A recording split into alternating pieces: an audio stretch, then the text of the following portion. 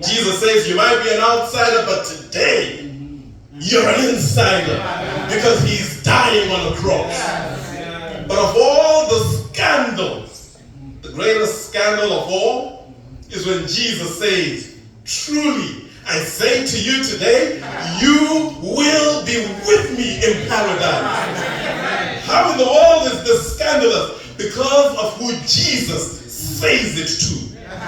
A criminal, a thief, a robber, who by his own admission, you know, when you admit that I deserve punishment, you're a pretty bad brother.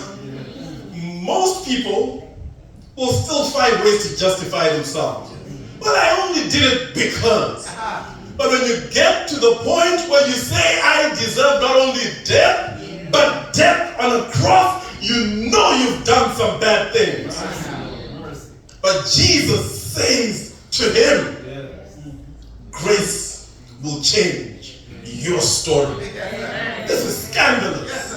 It's scandalous how grace changes stories. But you see, grace has been changing stories all along. Noah was a drunk. When the grace of God found him, changed his story. Said, you're not a drunk, but an ark builder. Abraham was a liar, and grace changed his story. You know, Jacob, a supplanter, a deceiver, a conman, but grace changed his story. Grace is in the business of changing stories. You remember the story of Rahab, the innkeeper. But grace changed his story.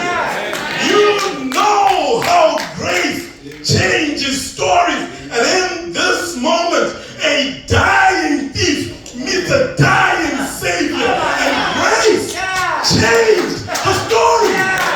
Oh, but right here, right now, today, grace is changing stories. You're looking at me, dressed in your Sabbath best, but you know what you did last summer. You know what you want to do this summer. You know who you are. And Paul says, think of what you were before you were saved.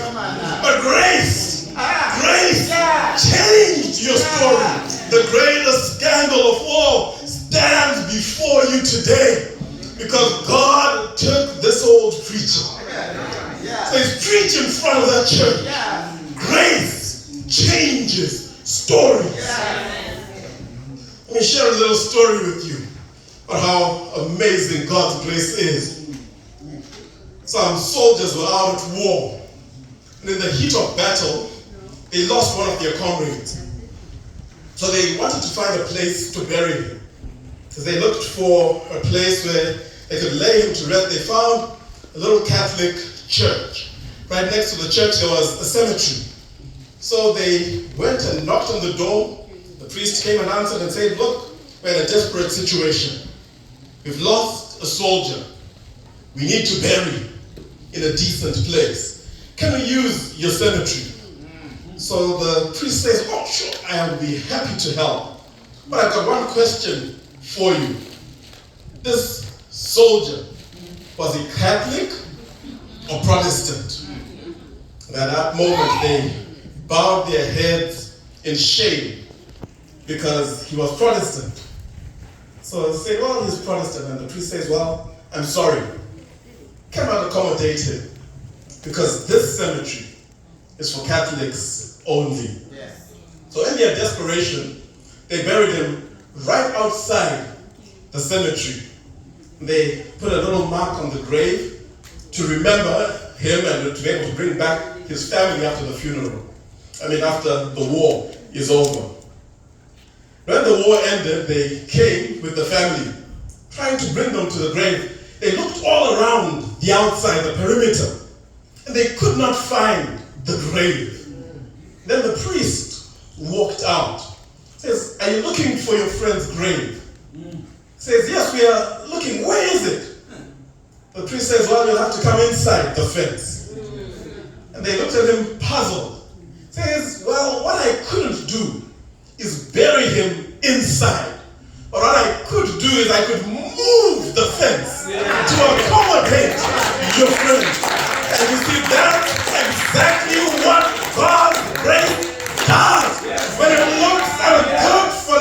stealing thief and says, you, a robber, will be with me in paradise. God's grace is amazing. Sense moving grace, accommodating grace. See, these words are scandalous. First reason is because of who they are saved to. But then I also ask, why does Jesus use the words in this way? Because Jesus could have simply said, I tell you, you will be with me in paradise. The sentence makes sense, but then Jesus has to add the word today. Why add it? Because it brings confusion to the whole church.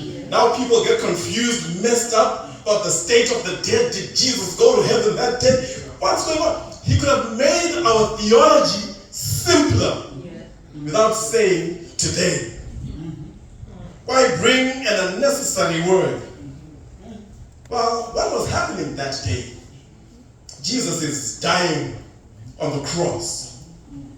One commentator says that as he was dying, or in these moments, he could not see beyond the portals of the tomb.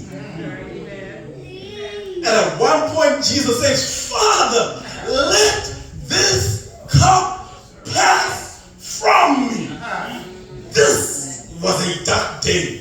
If you remember, the veil in the temple is torn from top to bottom. If you remember well, the sun refused to shine. This was a dark day.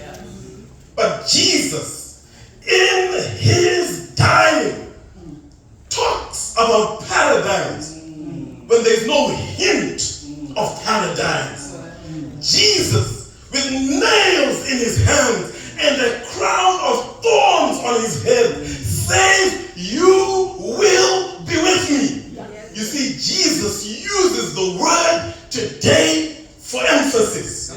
He says, yes, the day is dark, but the hope is even greater than the darkness of the day. So Jesus says, yes, we live in darkness, but we walk in hope. The situation is not determined by what is, but by what will be. That is why John says, it does not appear what we will be, but what we know is that when he comes, we will be like him.